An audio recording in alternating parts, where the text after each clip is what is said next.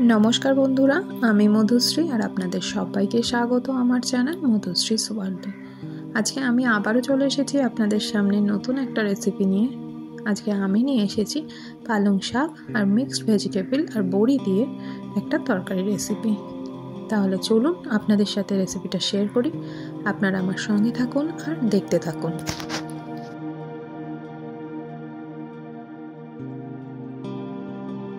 फार्स्टे एखाने आमी कड़ाई तेल दिए बड़ीगुलोके भेजे निচ্ছি।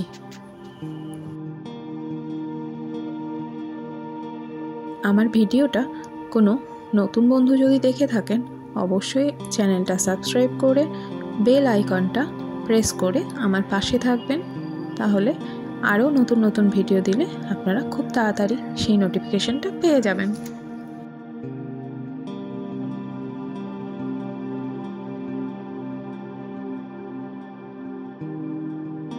बड़ीटा आमार एखाने भाजा हये गेछे। बड़ीटा तुले निये आमी ओई तेलेई भेजे निচ্ছি सिम और बेगुनटा। मोटामुटी भेजे नेब, खूब बेशिओ ना खूब कमও ना।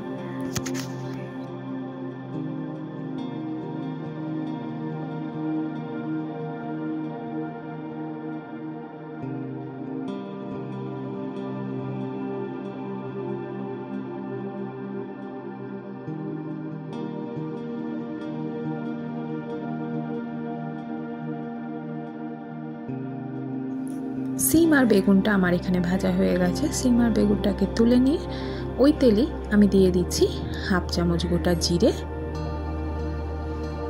আর দিয়ে দিচ্ছি দুটো কাঁচা লঙ্কা। জিরে আর কাঁচা লঙ্কাটাকে ভালোভাবে নাড়িয়ে নিয়ে আমি আর যে সবজিগুলো কেটে রেখেছি সেইগুলোকে দিয়ে দেব।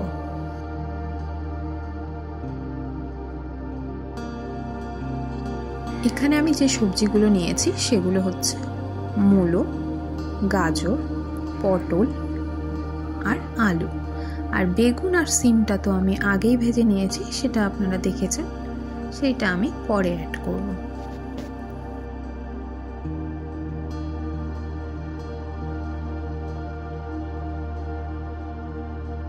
সবজিটাকে খুব ভালোভাবে ভেজে নিতে হবে গ্যাসের ফ্লেমটাকে মিডিয়ামে রেখে। এখানে আমার সবজিটা খুব ভালোভাবে ভাজা হয়ে গেছে। এবার আমি এখানে দিয়ে দিলাম খুব অল্প পরিমাণ আদা গ্রেট করা। আদাটাকে সবজির সাথে খুব ভালোভাবে মিশিয়ে নেব এবং আরও একটু ভেজে নেব।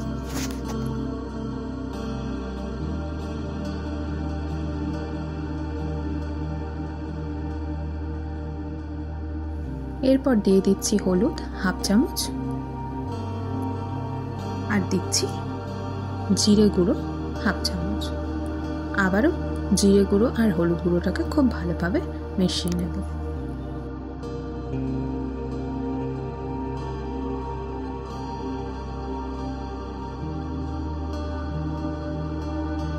এরপরে দিয়ে দিচ্ছি পরিমাণ মতো লবণ। এখানে আমি 1 চামচের একটু কম পরিমাণ লবণ দিয়েছি।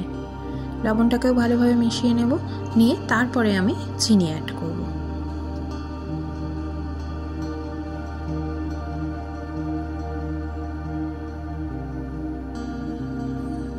চিনিটা এখানে কিন্তু আমি হাফ চামচের একটু কম অ্যাড করেছি, কেন পালং শাকের তরকারি একটু মিষ্টি মিষ্টি ভালো লাগে, তার জন্য আমি চিনিটা একটু বেশি পরিমাণ দিয়েছি।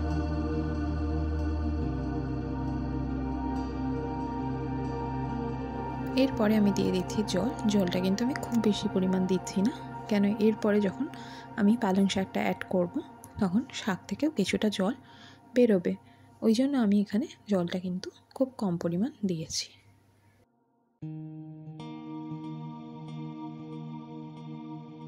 জলটা খুব ভালোভাবে ফুটতে শুরু করে দিয়েছে। এবার আমি এখানে ঢাকা দিয়ে গ্যাসের ফ্লেমটাকে একদম লোতে রেখে কিছু টাইমের জন্য রান্না করে নেব।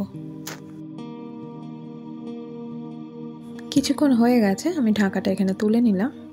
এখানে সেদ্ধটা কিন্তু খুব বেশি হবে না, কেন কি আমি শাকটা দেওয়ার পরেও কিছুটা টাইম রান্না করব, তাই জন্য এখানে মোটামুটি 40 to 50% মতন সেদ্ধ হয়ে গেলে ঢাকাটা তুলে নিতে হবে।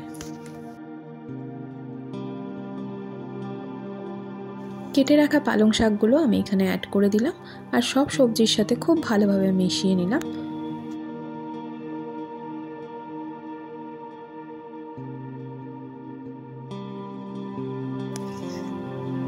আমি এখানে ঢাকা দিয়ে গ্যাসের ফ্লেমটাকে লো করে কিছুক্ষণ রান্না করে নেব। ঢাকাটা তুলে নিয়েছি। পালং শাকটাও অনেকটা কমে এসছে আর বাকি সবজিগুলোও কিন্তু সেদ্ধ হয়ে গেছে। এই টাইমে অ্যাড করে দেব আগে থেকে ভেজে রাখা বেগুন আর সিম। আবারও ভালোভাবে মিশিয়ে নেব, দিয়ে আরও কিছুক্ষণ রান্না করে নেব।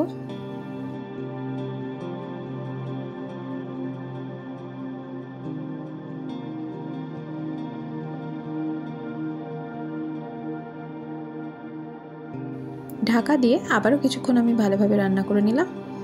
এবার ঢাকাটা তুলে নেব আর দেখব সব সবজিগুলো ঠিক কতটা রান্না হলো। রান্না তো হয়ে গেছে, কিন্তু যে জলটা রয়েছে সেই জলটাকে কিন্তু একদম শুকিয়ে নিতে হবে, কেন কি এই পালং শাকের এই তরকারিটা কিন্তু একদম শুকনো শুকনোই ভালো লাগে।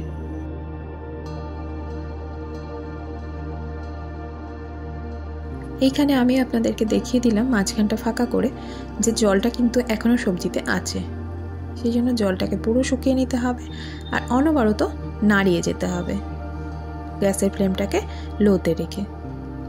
আমি এখানে সেটাই করছি।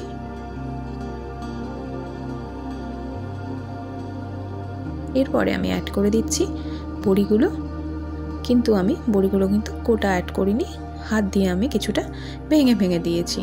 এই ভাঙা ভাঙা বড়িগুলো কিন্তু খাওয়ার সময় মুখে দারুণ লাগে।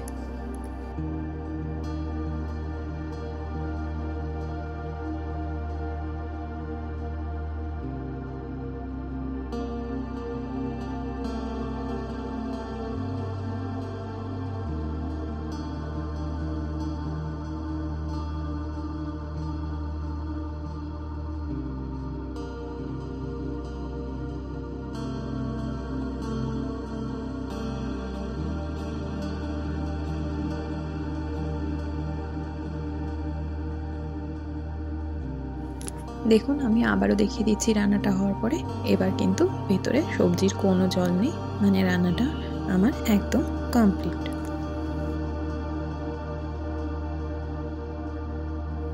রান্নাটা আমার এখানে একদম কমপ্লিট। এবার গ্যাসের ফ্লেমটাকে বন্ধ করে ঢাকা দিয়ে কিছুক্ষণের জন্য রেখে দিচ্ছি, তারপর আপনাদের সামনে সার্ভ করে দেখাচ্ছি। এখানে আমি সার্ভ করে নিয়েছি, আপনারা দেখতেই পাচ্ছেন সবজিটা কতটা সুন্দর লাগছে।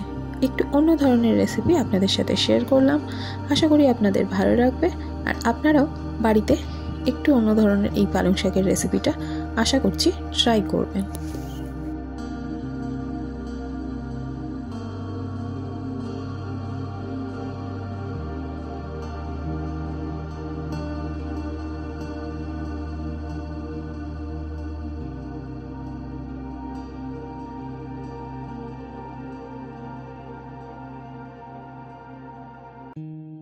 আজকে আমার পালং শাকের এই রেসিপিটা আপনাদের কেমন লাগলো অবশ্যই জানাবেন। যদি ভালো লাগে একটা লাইক করবেন, একটা কমেন্ট করবেন, একটা শেয়ার করবেন। আর আমার চ্যানেলে নতুন হয়ে থাকলে চ্যানেলটা সাবস্ক্রাইব করার অনুরোধ রইল। সবাই ভালো থাকবেন, টাটা।